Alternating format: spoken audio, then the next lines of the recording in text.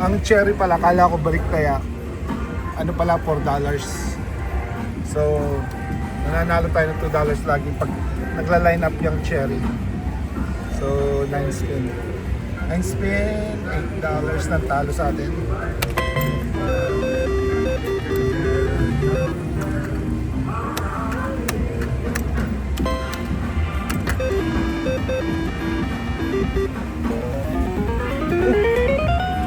$50. Wow. Oh, so 4 times 10, $40 lang yun ah. Ano nga, 4 times 10? 4 times 10. Ano ba yun? Tsaka nagkamali pa tayo, 1 credit lang inilagay natin. Ano ba yan?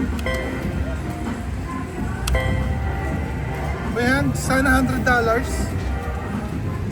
Kaka-ismalag. Di bale, at least up na tayo. Paano yan? Up na tayo ng ano. Ayan, sabi ko sa inyo, 9 spin pa lang tayo, up na tayo ng $37. Ang target natin, $25 ang ano. So, 130, cash out tayo.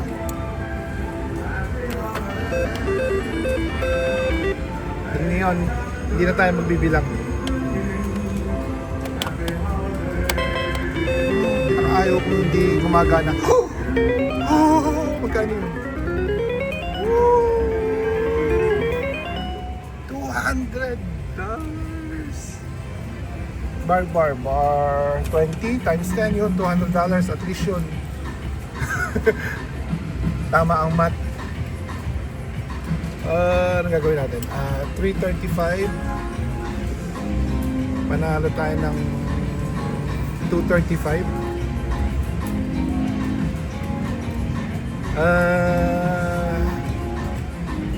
Gawin natin 325. Then 5 more spins.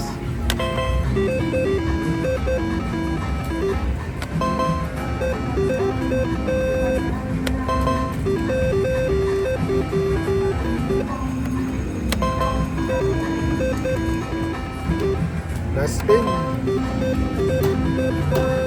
Yeah.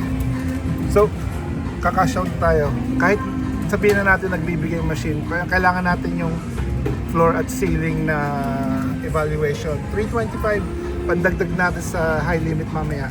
So, machine number 2. Sa machine number 1, nanalo tayo ng $1. Machine number 2, nanalo tayo ng $225. Ganun lang. Kasi, pag nanalo ka na, pag nakauna ka, cash out agad.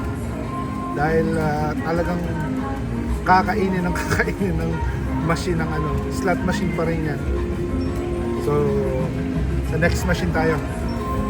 Hindi tayo bababad. Nanalo na tayo, nabigay na yung higit pa sa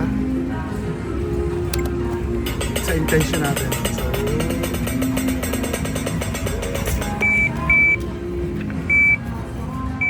$100 yen, $325 out. Pandagdag yan mamaya sa high limit.